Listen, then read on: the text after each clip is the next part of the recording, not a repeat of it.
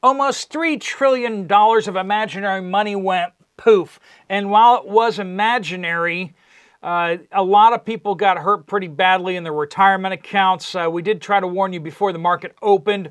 We'll go over just real brief highlights of what kind of happened yesterday with the markets.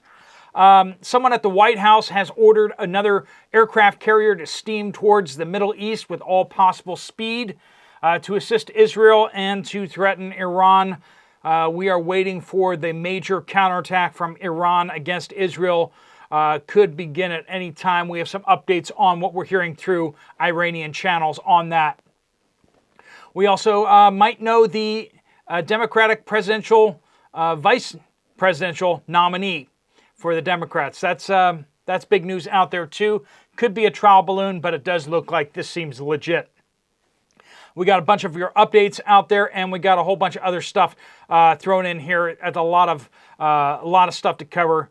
And let's jump into it. Welcome to the Poplar Report. I'm Steve Poplar. I'm an accountant by trade, and these are your updates. If you have an update, please use the word update somewhere in your comment on this video or any video on this channel. Before we dive in, a word from our sponsor, but not from our sponsor, but from one of you. This is from Charisse. She said to use it. Dear Steve, I wanted to take a moment to thank you for recommending Genesis Gold for transitioning from my stagnant 401k to metals. Lawrence, Yesenia, and Andrew have been stellar and take care of everything. This is just as you said. Now, this is a letter that they emailed me, right?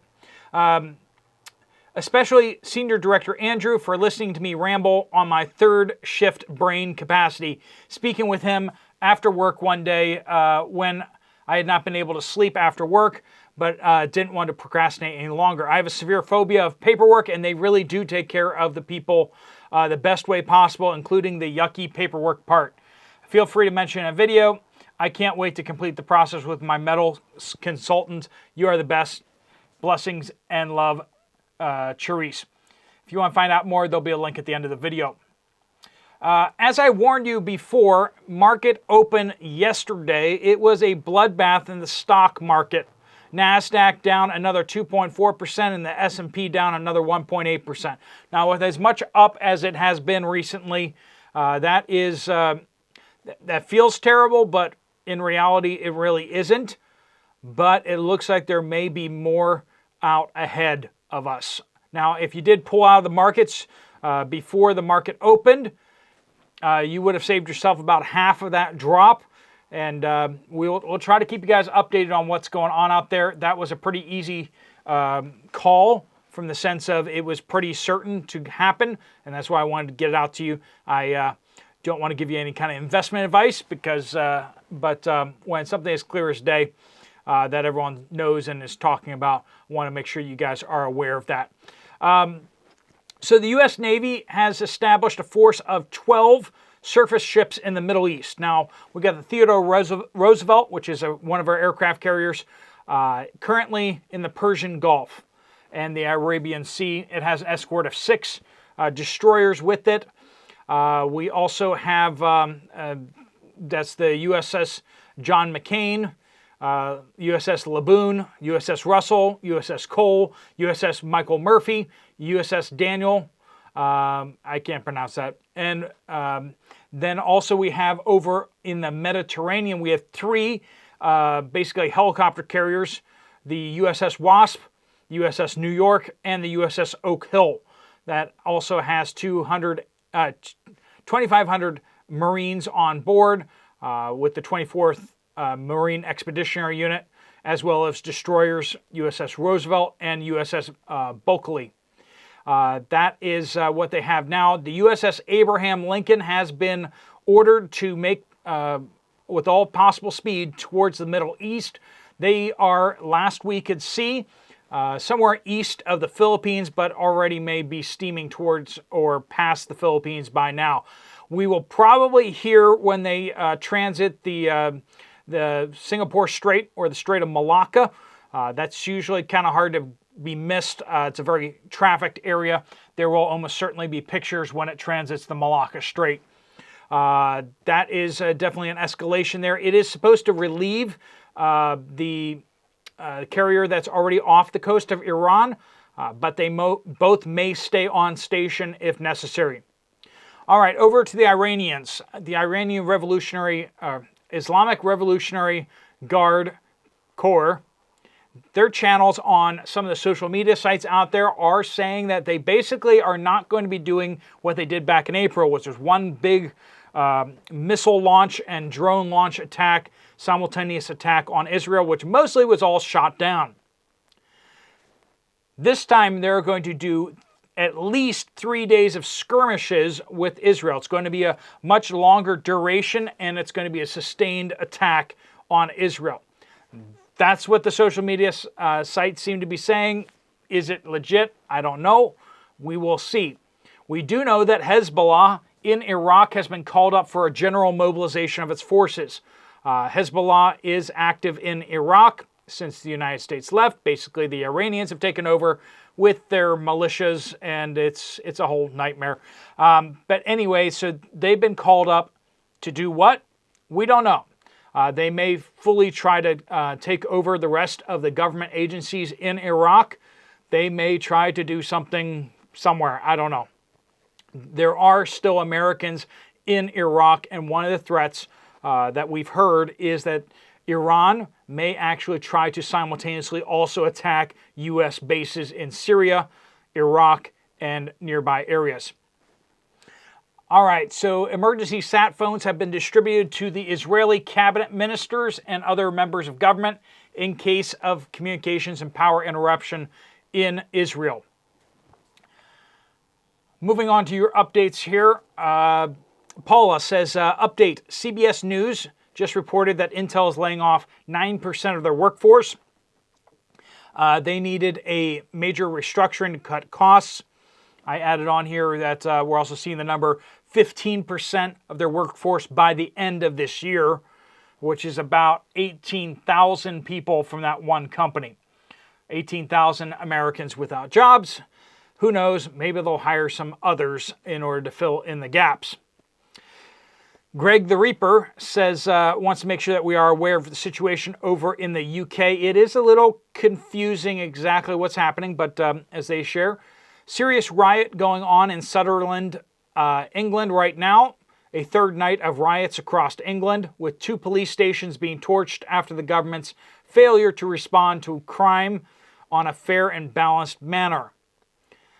Failure in policing because of politically correctness again.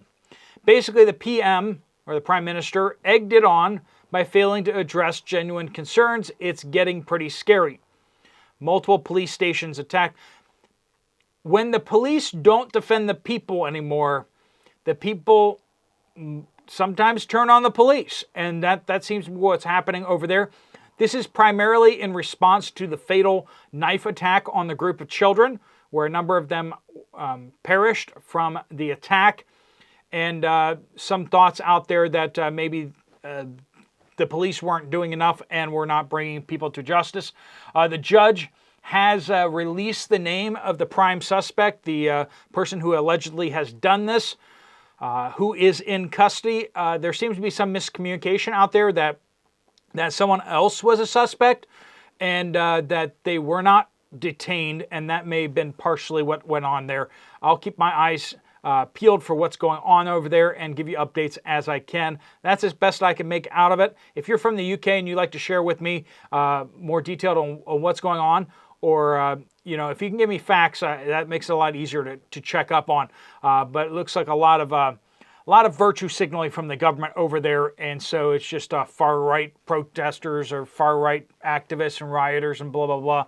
And it's like, yeah, but why are they doing this?